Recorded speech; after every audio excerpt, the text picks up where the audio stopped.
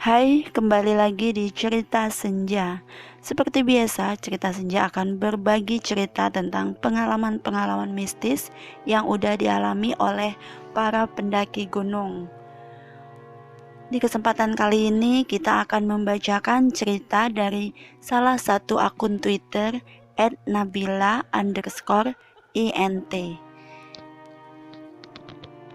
Nabila udah melakukan pendakian di Gunung Lawu dan ia mengalami pengalaman mistis. Sebelum mulai, mari ambil headset kalian dan mari kita merinding bareng. Pendakian Gunung Lawu bertemu dengan makhluk tak kasat mata. Oke, aku udah 2 kali naik ke Lawu lewat jalur yang beda pula. Pendakian pertama tahun 2016 via Cemoro Kandang dan kedua tahun 2017 via Candi Ceto. Keduanya pendakian itu aku mengalami hal-hal mistis. Di tahun 2016 pendakian pertama via Cemoro Kandang, menurut aku sih basicnya pemula emang ya emang bakal dirasain karena minim pengalaman dan fisik juga kurang siap saat itu. Jadi satu rombongan ada 13 orang. Padahal kalau naik gunung pamali kalau ganjil. Lah ini malah 13 orang dong kita naik. 13 orang ada aku ditambah temanku 5 cewek sebagai pemula, 4 kating cewek, 1 kating cowok sama 2 cowok teman mapala. Jalur Cemoro Kandang ini ada 5 pos sebelum sampai ke warung Boyem alias Hargo Dalem. Total pendakian wajarnya 8 sampai 9 jam sampai di Hargo Dalem. Tapi aku 12 jam baru nyampe. 2 minggu sebelum aku pendakian ada kebakaran parah di Lawu, memakan korban yang lumayan juga banyak. Bahkan ada sepasang kekasih yang meninggal juga. Oke, kita tekad untuk tetap ke Lawu, berangkat Kamis malam. Sampai di base camp Jumat pagi, langsung trekking setelah sarapan. Dari awal trekking, aku ngeluh sama karirku yang beratnya minta ampun. Padahal udah dipesenin, gak boleh ngeluh dalam hati. Makin terasa berat banget, tapi tetap aku kuat-kuatin. Pos 1, pos 2, dan pos 3 lancar terus perjalanan. Dan menuju pos 4, kabut tebal ditambah jalurnya yang naik terus dan terjal. Jam 4 sore baru nyampe. Setelah menuju pos 5, itu carrier yang dibawa aku ditambah 5 temanku, gede-gede kan. Menuju pos 5, kita kalau jalan udah kayak siput gitu, pengen cepet sampai. Tapi pos 3 ke atas ini bagian terparah kebakarannya dan ada spot-spot yang ditaburi bunga mawar. Merinding dong, udah kabut ditambah jalan ada taburan bunga mawar. Maghrib pun belum sampai pos 5, ketambahan hujan deras pula. Tetap lanjut jalan pakai jas hujan ditambah headlamp.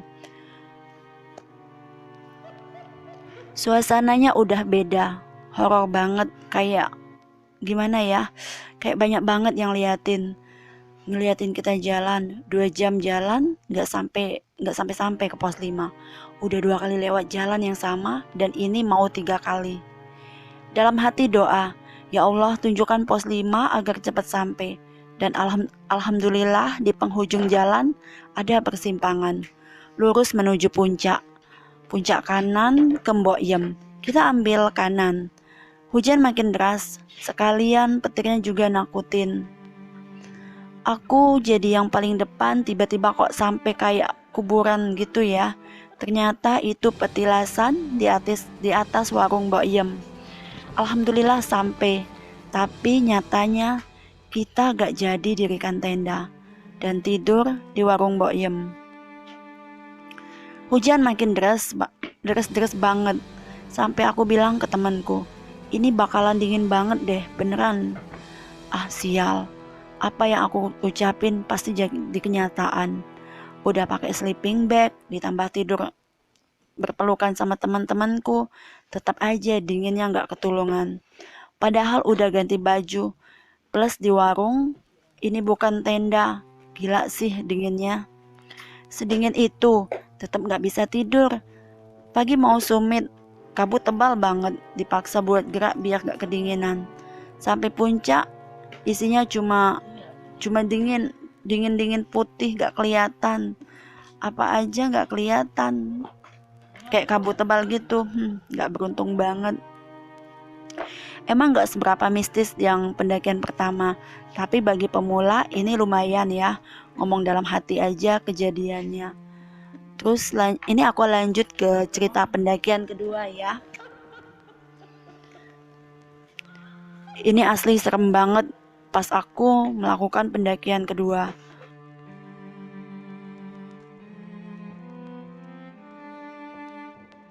Pendakian kedua naik ke Gunung Lawu via Ceto tahun 2017.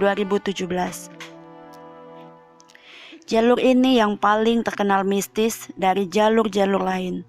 Adanya Pasar Dieng, Pasar Setan, ini yang bikin perjalanan deg-degan. Posnya hampir sama dengan Cemoro Kandang. Waktu tempuh juga umumnya sekitar 8-9 jam.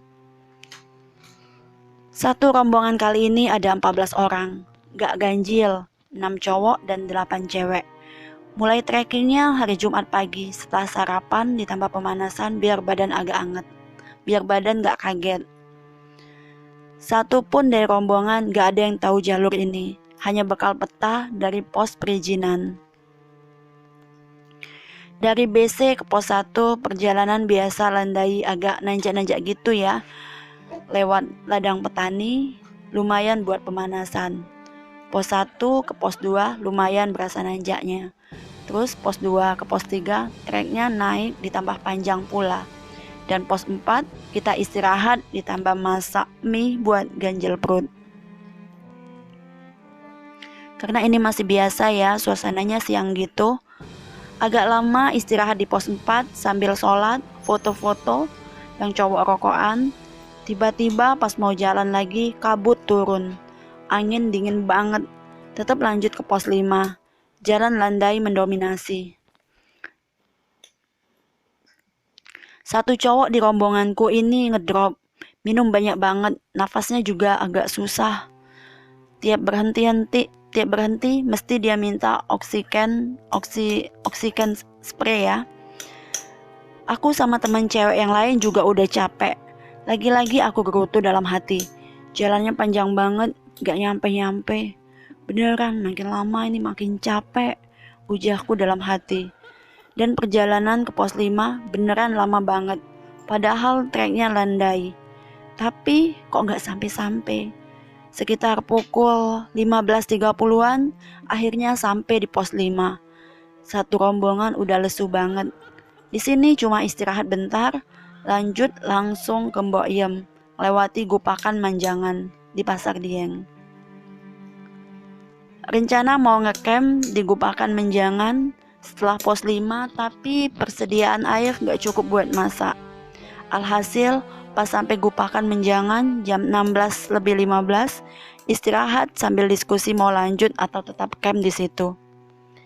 30 menitan akhirnya kita mutusin buat lanjut aja. Kalau camp gak bisa masak juga.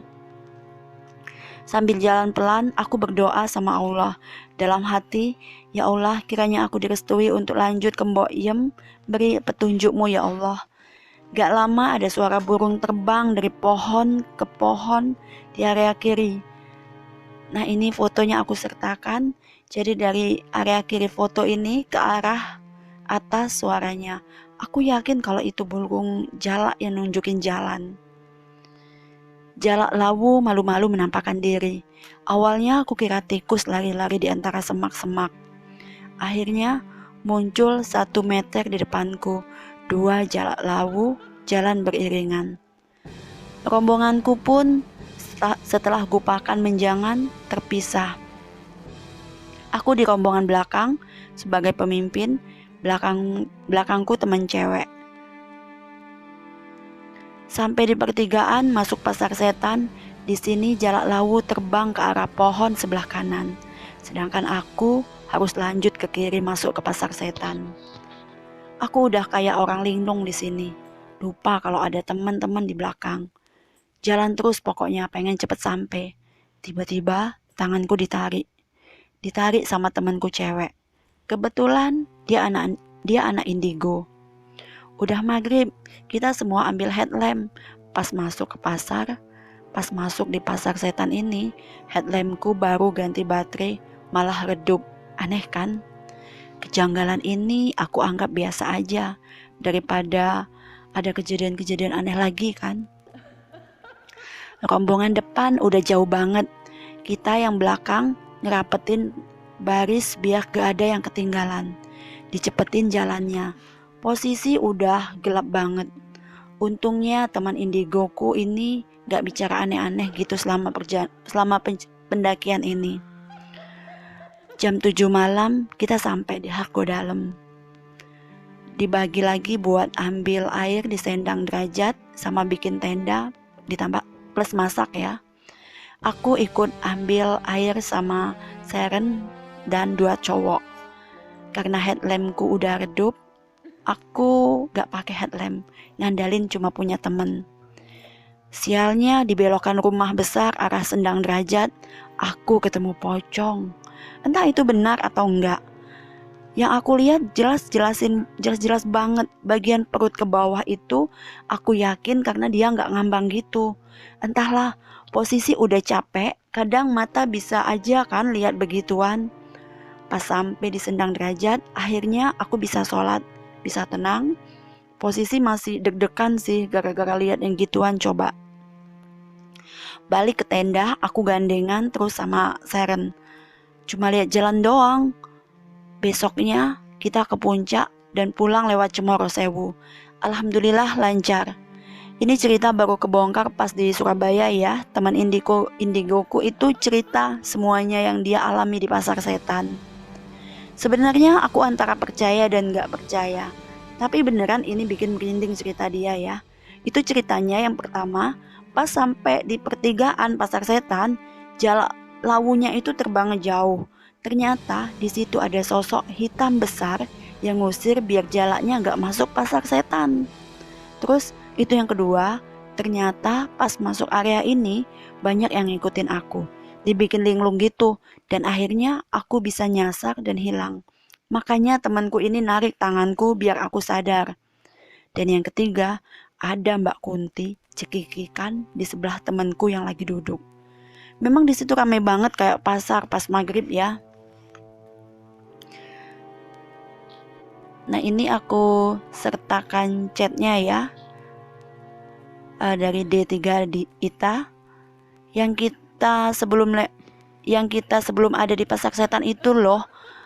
Pas maghrib yang kita mencari-cari jarak jauh banget dari orang-orang, kita mulai diikutin dari situ. Terus lebih parahnya lagi kan nyampe di pasar setannya itu kita mau dibikin nyasar. Kita cuma berdua kan itu. Nah terus aku kan berhenti dulu nunggu 2 orang yang di belakang. Nah lupa tapi siapa. Terus kamu jalan terus, itu di sekitarmu ada banyak banget nyuruh kamu jalan terus. Tapi mau dibikin nyasar gitu, kayak kalap gitulah. Makanya kan habis itu aku langsung lari terus narik tanganmu.